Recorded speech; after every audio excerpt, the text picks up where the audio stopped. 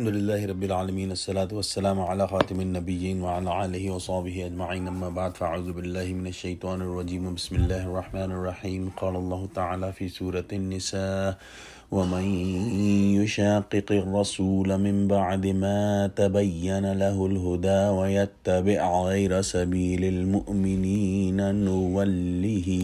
ما تولى ونصله جهنم وساعت مصیرا۔ ترجمہ: اور جو شخص سیدھا رستہ معلوم ہونے کے بعد پیغمبر کی مخالفت کرے اور مومنوں کے رستے کے سوا اور رستے پر چلے تو جدھر وہ چلتا ہے ہم اسے ادھر ہی چلنے دیں گے اور قیامت کے دن جہنم میں داخل کریں گے اور وہ بری جگہ ہے۔ یہ ایک لرزا دینے والی آیت ہے اگر اس پر تدبر کیا جائے، اور اس کے اندر بیان ہوا کہ جب کسی کو حق بات واضح ہو چکے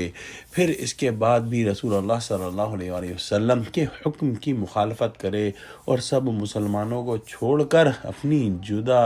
راہ اختیار کرے تو اس کا ٹھکانہ جہنم ہے، جیسا کہ اس چور نے کیا جس کا ذکر ہوا کہ اس نے الزام ایک معصوم یہودی پر رکھنا چاہا، لیکن جب اللہ سبحانہ و تعالی نے معاملہ بالکل صاف کر دیا اور اس کا خود کا چور ہونا ثابت ہو چکا تو بجائے اس کے یہ قصور کا اعتراف کر کے توبہ کرتا یا یہ کہ ہاتھ کھٹنے کے خوف سے وہ مکے سے بھاگ گیا اور مشرکین میں مل گیا، ایسے لوگوں کے لیے اللہ سبحانہ و تعالی نے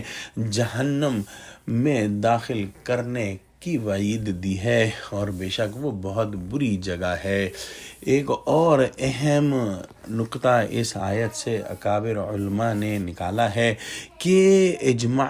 امت، یعنی کہ جس مسئلے پر پوری مسلمان امت جمع ہو گئی ہو اس کا اگر کوئی مخالف ہوتا ہے اور منکر ہوتا ہے تو وہ جہنمی ہے، یعنی اجماع امت کو ماننا فرض ہے۔ حدیث میں آیا ہے کہ اللہ سبحانہ و تعالی کا ہاتھ مسلمانوں کی جماعت پر ہے، جس نے اپنی جدا راہ اختیار کی وہ گویا دوزخ میں جا پڑا۔ دعا کرتے ہیں کہ اللہ سبحانہ و تعالی ہم کو قرآن کا فہم عطا فرما، آمین۔ وآخر دعوانا الحمد للہ رب العالمین۔ السلام علیکم ورحمۃ اللہ وبرکاتہ۔